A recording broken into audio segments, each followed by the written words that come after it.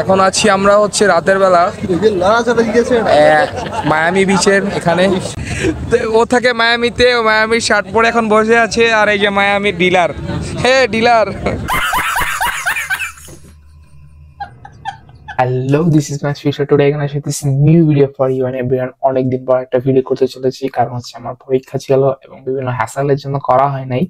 আজকে যে ভিডিওটা করতে চলেছি সেটা হচ্ছে কক্সবাজারের যে মাছের যে ব্যবসা এবং সারা বাংলাদেশে যে মাছের যোগান দেওয়া হয় ঠিক কক্সবাজার থেকে একটি শুটকির আড়ত থেকে, সেই ভিডিওটা এক্সপ্লেন করার চেষ্টা করবো আমার এই ভিডিওটিতে। দিনা করে শুরু করে দিই এবং এক্সপ্লেন করি আপনাদেরকে এবং পরিচয় করে দিই এই কক্সবাজারের সবথেকে বড় শুটকি আড়ত সম্পর্কে, এবং আপনারা জানুন কিভাবে এই শুটকি আড়ত চাষ করা হয় এবং সারা বাংলাদেশে অর্থ যোগান দেওয়া হয় এই ঘাটতি থেকে। এই সংরক্ষণের ব্যবস্থা না থাকলে তাজা মাছ সহজেই পচে যায়, এটা আমরা সকলেই জানি। এবং খাদ্য সংরক্ষণের এই প্রাচীন পদ্ধতি হলো খাদ্য শুকানো। শুটকি বা মাছের রোদে শুকিয়ে সংরক্ষণ তেমন একটি পদ্ধতি যে মাছের রোদে শুকাতে দেওয়া হয় এবং পানি অপসারণ করা হয়। এই কারণেই পানি বিভিন্ন কারণে ক্ষুদ্র অণুজীব থাকে এবং মাছকে পচতে সহায়তা করে।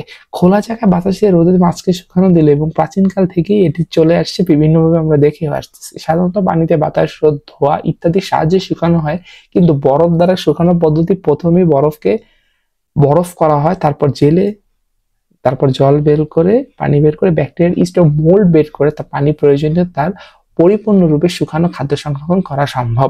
মাছ কিভাবে সংরক্ষণ করার জন্য শুকনো ধোয়া বা ব্যবহার লবণ পদ্ধতি ব্যবহার করা হয়।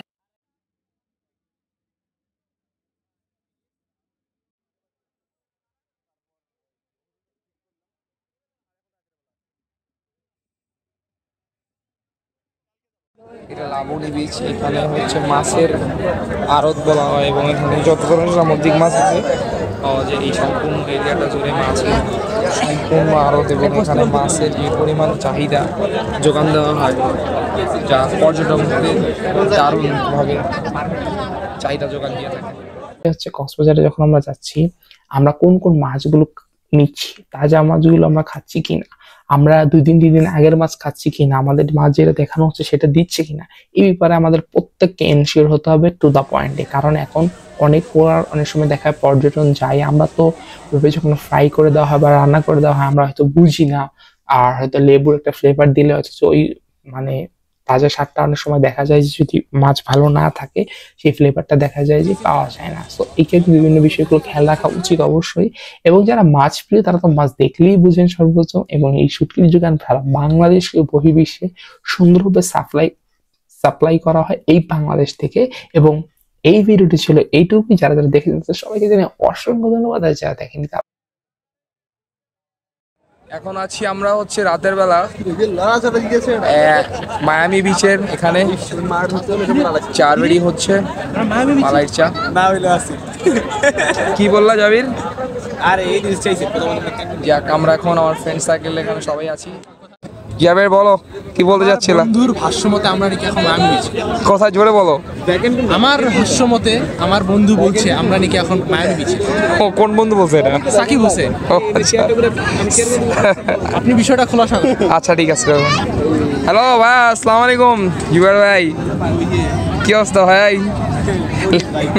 ভাই আমরা লালকুটিতে আড্ডা দিই, আজকে বিশ্বাসই হচ্ছে না ভাই, বিচে চাই বন্ধু বিচে। অ্যালকন মিয়া, কি অবস্থা? লিখনটা দেখলাম বুথ থেকে কিছু বাইর করতে অনেক। হ্যাঁ এই লিখন দেখলাম বুথ থেকে কিছু টাকা বের করতে, বুঝলাম না কিসের জন্য এগুলা। তাজা স্বাদটা অনেক সময় দেখা যায় যদি মাছ ভালো না থাকে সেই ফ্লেভারটা যাদের টাকা লাগবে যোগাযোগ করুন। এই ক্ষেত্রে বিভিন্ন বিষয়গুলো খেয়াল রাখা উচিত অবশ্যই।